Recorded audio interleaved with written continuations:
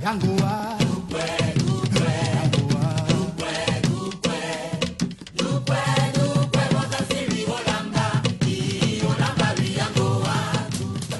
ces Angolani.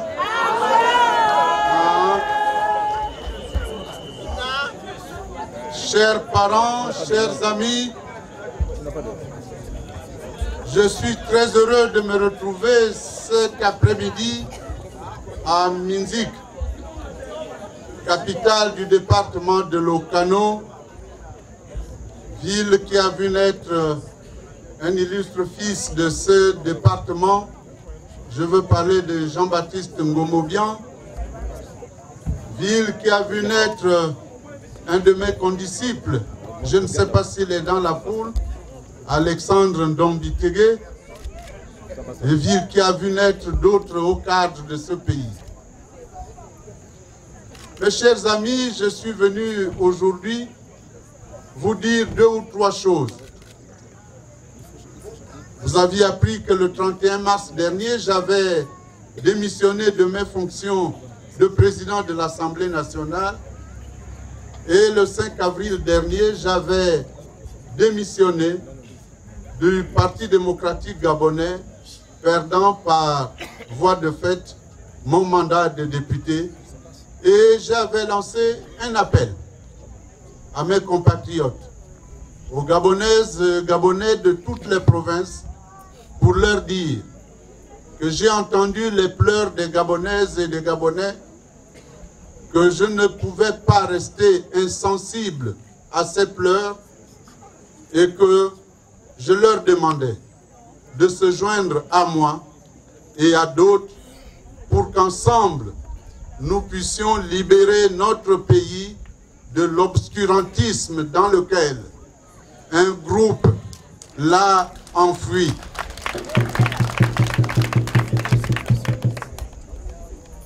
J'ai lancé cet appel et j'ai décidé de commencer à tourner à travers le pays pour rencontrer mes compatriotes. Et je voudrais ici, d'ores et déjà, puisque notre ami a dit tout à l'heure que c'était la voie d'entrée du Grand Nord, mais aujourd'hui c'est la voie de sortie, puisque je sors par là. Je voudrais remercier toutes mes compatriotes et tous mes compatriotes de la province du Wellington qui nous ont accueillis avec ferveur, qui nous ont accueillis avec beaucoup de chaleur et beaucoup de fraternité partout où nous sommes passés. Partout où nous sommes passés, je n'ai entendu que ceci: s'il te plaît, ne recule pas. S'il te plaît, ne nous fais pas honte. S'il te plaît, prends courage. Courage, nous sommes derrière toi. Je voudrais donc remercier tous ces compatriotes pour leurs encouragements et leur dire que ma détermination est grande pour aller jusqu'au bout.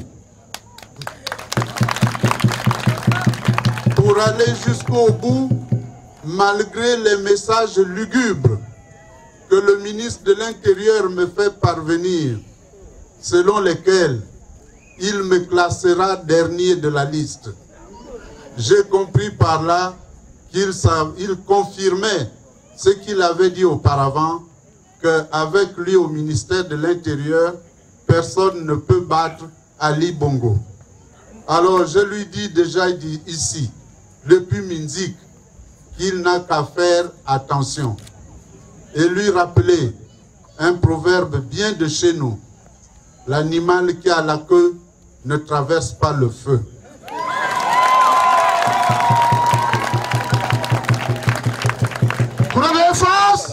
Ceci dit, mes chers compatriotes, je suis venu me présenter à vous.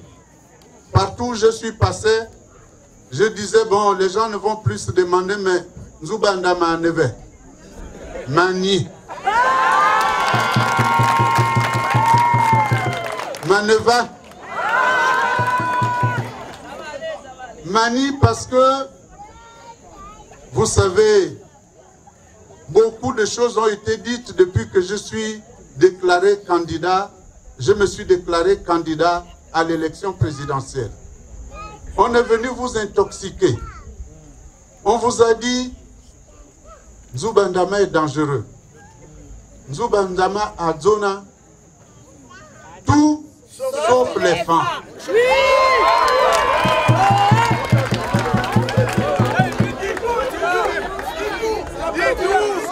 Mais je vais tout dire.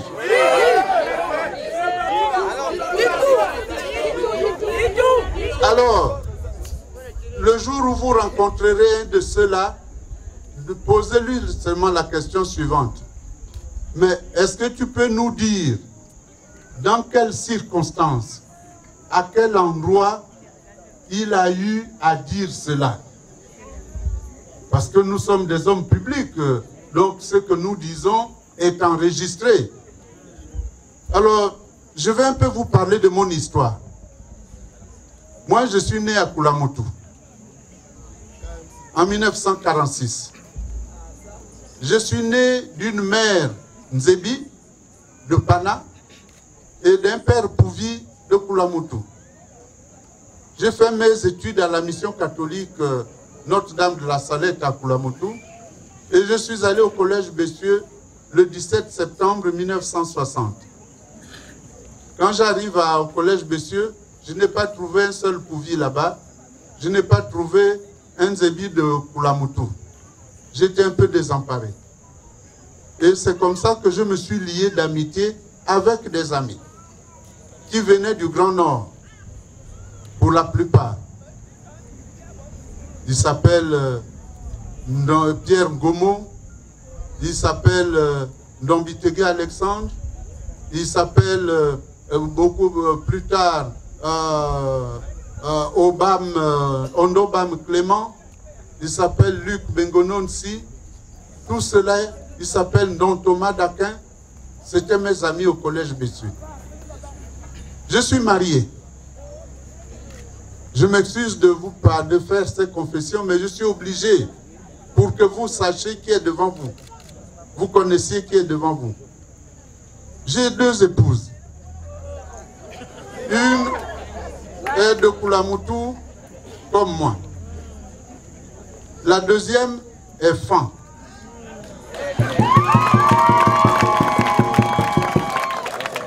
Elle est Fan. Nous avons 3 enfants. Donc, ils sont aussi Fan. Je me suis promené en me trompant un peu de chemin. J'ai rencontré une Nkodje de Mbomo dans le district d'Akame-Satou. On a eu un petit garçon qui a aujourd'hui 24 ans, qui est étudiant. Donc, j'ai 4 enfants Fan. Ma première fille, avec ma première femme, est mariée à un Fan. Ils ont 4 enfants. Ma deuxième fille, avec ma première femme, a eu il y a 2 ans son premier enfant avec un jeune Fan. Donc j'ai 5 petits-enfants Fan. Alors, à partir de ce moment, comment quelqu'un qui tous les jours est en train d'embrasser une femme Fan, qui tous les jours fait la il va dire qu'il n'aime pas les Fan.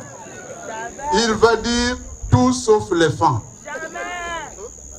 Et puis, comment un homme pareil peut encore avoir le courage de dire qu'il veut être le président d'un pays où 30 à 40% de la population sont des Fan? Il y a quand même comme un contresens. Donc, il faut dire à ceux-là qui sont venus vous dire ça, qu'ils ont menti. Que leur seul argument, c'est un argument de mécontentement. Parce que j'ai décidé de quitter le Parti démocratique gabonais. Applaudissez fort! Ils sont mécontents parce que j'ai dit que je vais me présenter contre Ali Bongo. Et me présentant contre Ali Bongo, ils ont peur. Ils ont peur. Mais je reviendrai là-dessus plus tard. D'ores et déjà, eux ils disent que Nzubandama a dit tout sauf les fans. Moi je dis que je ferai tout avec les fans.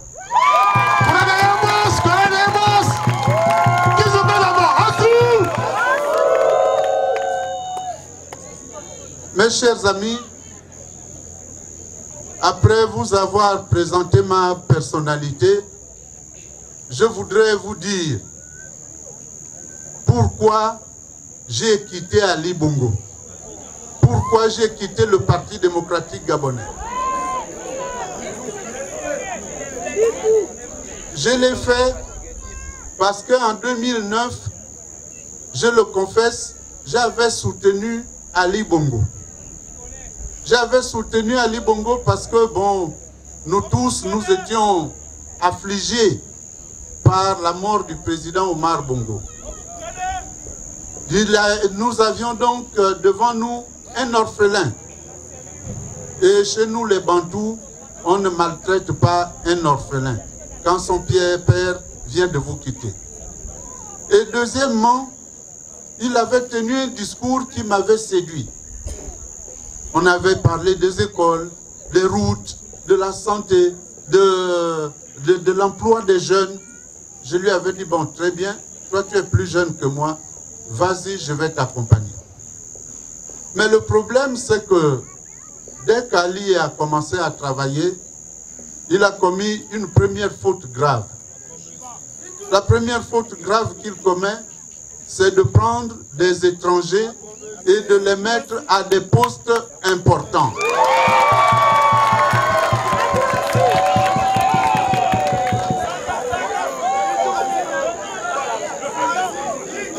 J'étais parti le voir en compagnie de 3 autres personnalités. J'étais parti le voir en compagnie de 3 autres personnalités pour m'étonner qu'il fasse ce genre de nomination parce que cela blessait l'orgueil national. Il avait estimé qu'il n'avait pas trouvé les Gabonais à la hauteur pour ces postes-là. Nous avons continué. Il a commencé par tenir les conseils des ministres délocalisés. Dans chaque province, il est allé faire des promesses. Mais on lui a dit, mais attention, tu ne fais qu'accumuler les promesses. Bientôt, tu n'auras plus assez de place pour recevoir toutes ces promesses-là. Mais il n'en a pas tenu compte. Et d'année en année, les promesses se sont accumulées et il s'est retrouvé sans moyens pour pouvoir réaliser ces promesses-là. Et je me suis dit, mais finalement, le président a menti aux Gabonais. Il a menti à 2 niveaux. Le premier niveau, c'est qu'il a fait beaucoup de promesses pendant la campagne. Il n'a pas tenu une seule de ces promesses. Il a fait beaucoup de promesses pendant les conseils des ministres délocalisés. Il n'a tenu aucune de ces promesses. Et il a avoué aux Gabonais que les papiers qu'il avait présentés en 2009 étaient des faux papiers. Ce qui est très grave, on appelle ça parjure. C'est un parjure, c'est une trahison. Les simples citoyens, on les arrête là, on les jette en prison pour faux et usage de faux. Mais alors, pourquoi nos procureurs, qui sont si prompts à jeter en prison le citoyen lambda parce qu'il a falsifié un acte de naissance, pourquoi nos procureurs ne sont pas allés arrêter Ali Bongo Ondimba en disant tu es un délinquant, il faut que tu ailles en prison?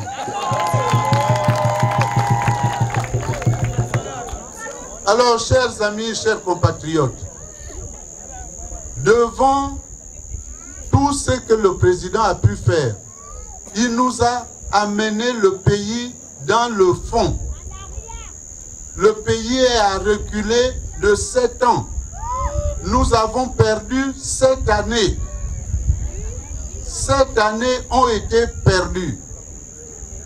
Elles ont été perdues parce que les finances de notre pays sont par terre. Le Gabon est devenu ridicule vis-à-vis des autres pays. Les amis nous interpellent à l'étranger, mais comment vous avez accepté d'être géré par des étrangers? Alors, devant tout cela, et devant tous les cris des compatriotes, j'ai décidé, moi, de ne plus être avec lui et de me mettre du côté du peuple gabonais pour qu'ensemble, nous recherchions le vrai changement. Le vrai changement qui va faire que les Gabonais reprennent en main leur pays. Et c'est pour cela.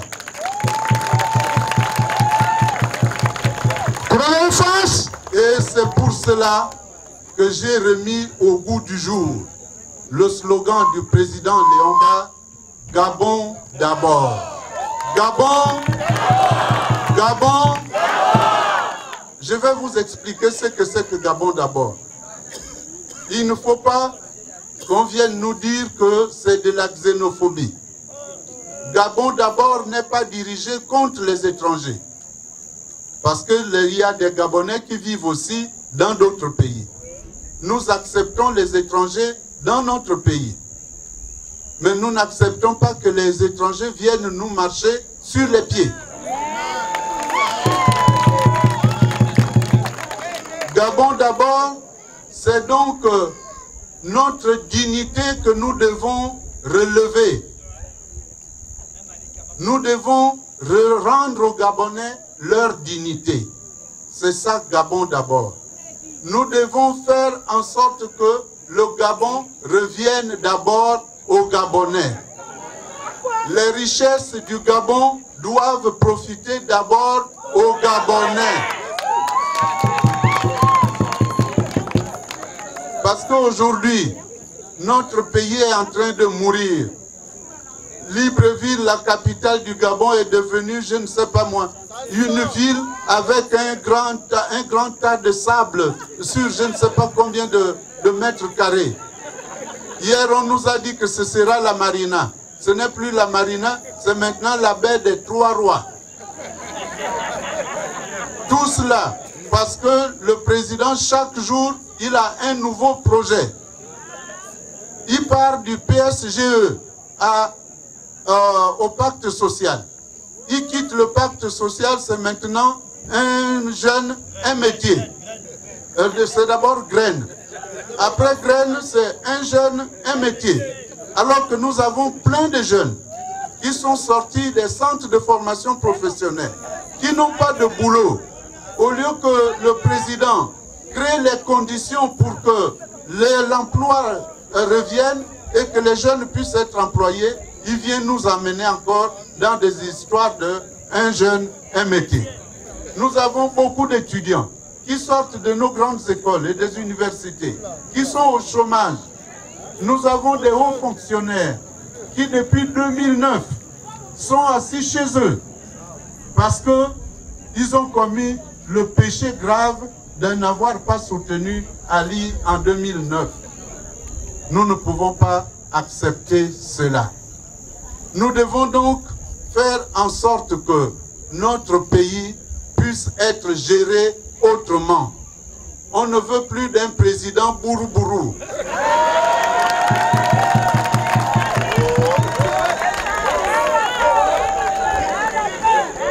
On ne veut plus d'un président bourou-bourou qui fait des expérimentations chaque jour. On veut d'un président qui travaille pour son pays. On ne veut plus d'un président touriste qui passe le clair de son temps à voyager. Il est toujours chez les autres. Il va dormir chez les autres. Mais les autres ne viennent pas chez lui. Ils ne viennent pas chez lui, mais parce qu'il n'y a plus rien ici. La cité de la démocratie, il l'a détruite. Comme s'il voulait effacer l'image d'Omar Bongo. Donc, mes chers compatriotes, je vous ai dit, Gabon d'abord, c'est pour que les richesses du Gabon profitent d'abord aux Gabonais. Aujourd'hui, l'État, contrairement à ce que le ministre du Budget a dit la dernière fois, en réaction à ce que j'avais dit, l'État est en cessation de paiement. Il est en cessation de paiement parce que l'État est devenu un État voyou. Il doit de l'argent à des particuliers, il ne veut pas payer.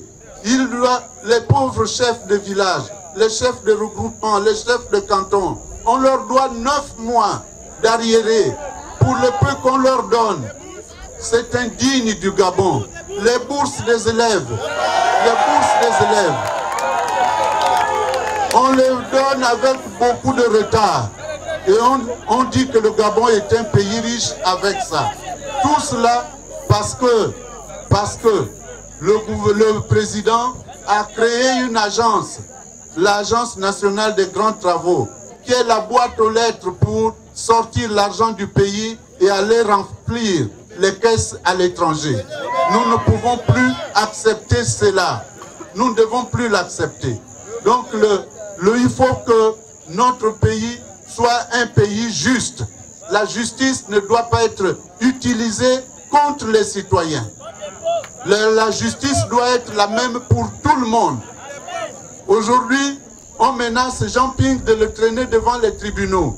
Parce qu'il aurait dit qu'il y a des gens qui sont des cafres. Mais eux, les émergents, ils passent leur temps à insulter les gens. Ils ont distribué des tracts à Ouyem, où ils me traitaient de traître cafre. Et pourtant, c'est eux qui sont à l'origine de cela. Personne ne les a menacés de les traîner devant les tribunaux. Aujourd'hui, Madame Chantal Miboto est menacée d'aller devant les tribunaux parce que M. Ali Bongo n'aime pas la vérité que Madame Chantal Miboto lui crache. Aujourd'hui, un compatriote, Jean-Pierre Doukaga, croupi en prison parce qu'on veut lui faire dire absolument que Nzouba a volé l'argent quand il était président de l'Assemblée. Cela n'est pas acceptable.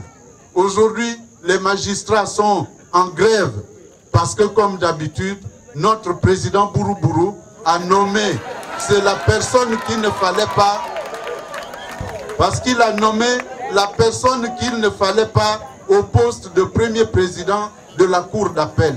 Il ne respecte pas la Constitution, il ne respecte pas les lois du pays. Alors, devant tout cela, mes chers compatriotes, j'ai dit, nous devons dire Gabon d'abord pour que nous remettions notre pays sur ses pieds. Il est actuellement la tête en bas et les pieds en l'air. Il faut le redresser. Pour le redresser, nous envisagerons des réformes économiques. Nous ferons en sorte que la justice soit indépendante. C'est pour cela que j'ai dit à Bitam que moi, président de la République, je ne serai pas président du Conseil supérieur de la magistrature parce que la justice doit être indépendante.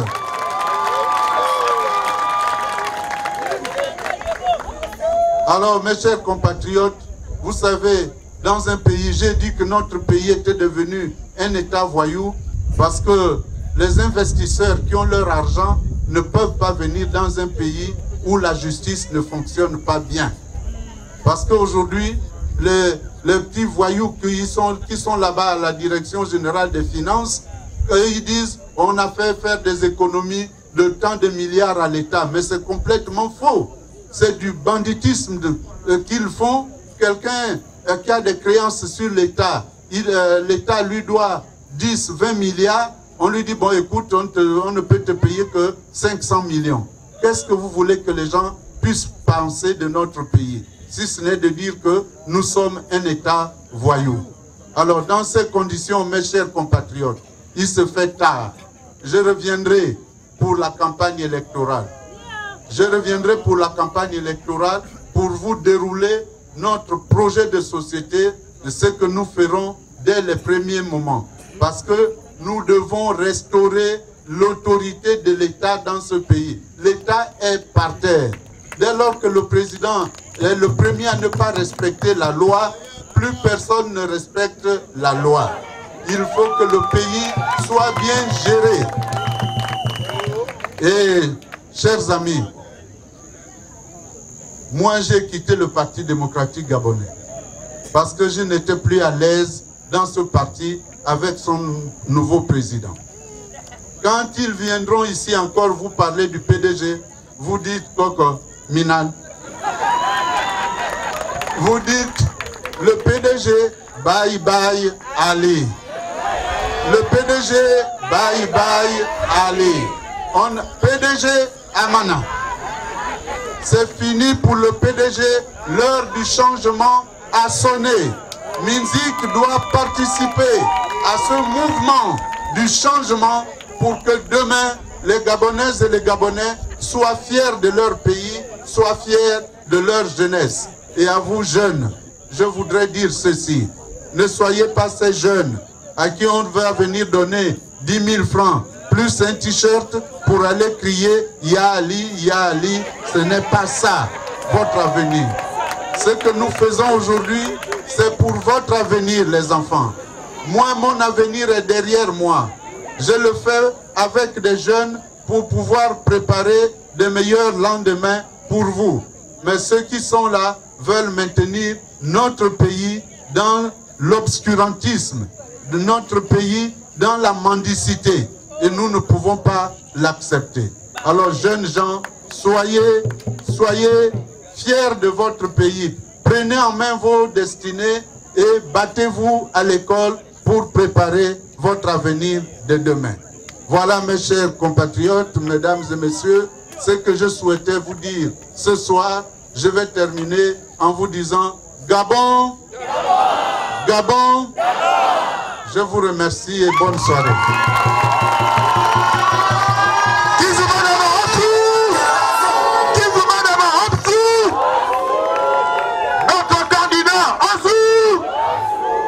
Merci et le candidat se retire.